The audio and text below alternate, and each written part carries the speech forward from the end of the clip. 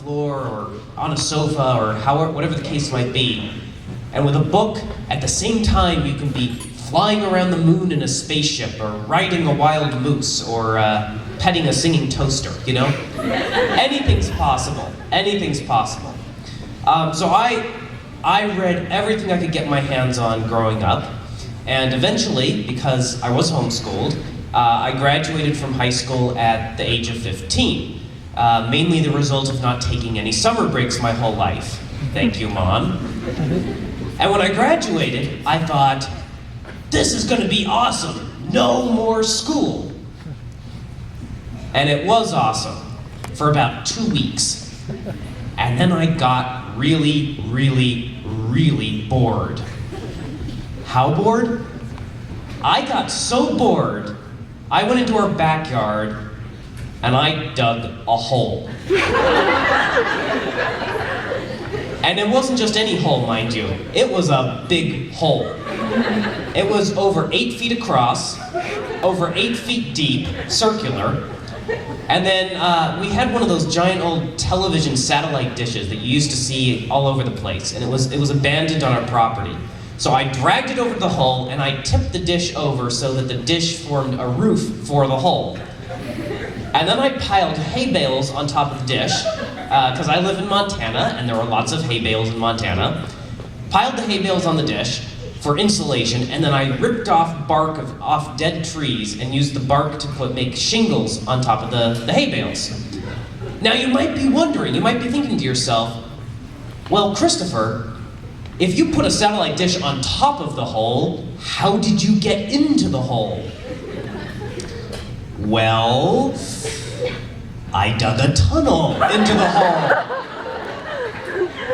And then I built an entryway for the tunnel. It was about 10-foot long tunnel too, I might add.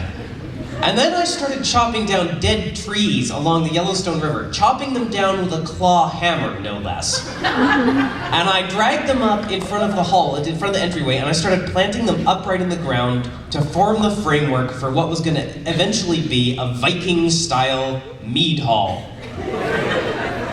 Now, when you start digging giant holes and building Viking-style mead halls in your backyard, you are officially bored. And I realized that I had to find something to do with myself, aside from digging holes.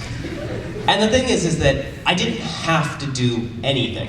I wasn't in school, I didn't have a job, and the nearest town is over a half-mile drive away, and back then I didn't drive. So, and the thing is, I really believe that everyone ought to have this opportunity at least once in life, where you don't have to do anything. And whatever it is you choose to do when no one's forcing you to do anything, whether it's digging holes or playing video games or reading books or math, science, engineering, whatever the case might be, that's probably what you should be pursuing as a profession. And in my case, it turned out to be telling stories. And I decided to try to tell the sort of story that I would enjoy reading myself. And since I grew up reading and loving fantasy, it was fantasy I chose.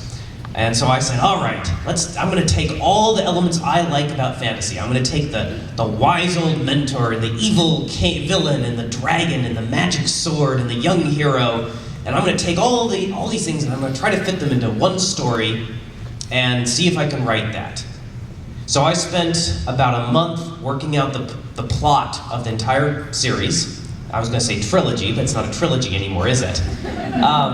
I actually had another author come up to me and he said, you do know the definition of trilogy, don't you? But in any case, I spent a month working out the plot, and when I had it set in my head, I sat down and actually started writing Eragon. And it was really exciting, getting to write it, and I did all sorts of things in the story to try to have fun, because I figured if I had fun, you guys would have fun as well. So, for example, one of the things I did, and if you've read any of the books, which I think is probably a good guess, you'll be familiar with the character of Angela the herbalist. Yeah. And what you may or may not know is that I based the character of Angela the herbalist on my sister, Angela. And yes, that is my sister. I didn't exaggerate. The argument about frogs and toads, that actually happened. So I did stuff like that while writing the book. Oh, and by the way, I should add, fortunately, Angela has a very good sense of humor, or else I wouldn't be standing here right now. In any case, when I finished the manuscript, I sat down and I read it through for the very first time. And I was incredibly excited. You know, I was getting to read my own book for the first time. It was horrible. It was awful. The story was there, but the writing itself needed a lot of help. So I said, all right, well, just to give you an example, and I never used to tell people this, but now that the story is out, now that the series is finished, I'm not quite so ashamed of this. But in the very first draft of Eragon, Eragon was not named Eragon. Eragon was named Kevin.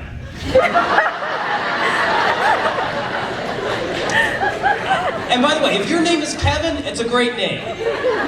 But I don't think that the series would have been half so popular if it had been about the adventures of the great dragon rider, Kevin. My only excuse is that I was 15. And I also remember I had Kevin running into a unicorn at one point. So the book needed serious help. So I rewrote the first draft, and Kevin became Eragon. And then I gave the manuscript to my parents, and fortunately for me, they liked it enough that we decided we were going to self-publish the book and try to make it a family business and see what would happen.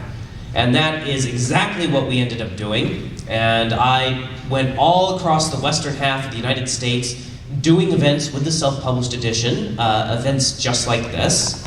Although back then, I did them all while dressed in a medieval costume. It was kind of a cool costume. It was black, knee-high, lace-up leather boots, billowy black pantaloons, big black pirate belt, billowy red swordsman shirt, and a black beret to top it off. And the thing is the very first presentation I did was in our local high school. Now, I was homeschooled. This was the first time I had ever walked into a public high school. And I was the same age as the students. I was 17. And I walked in dressed like that.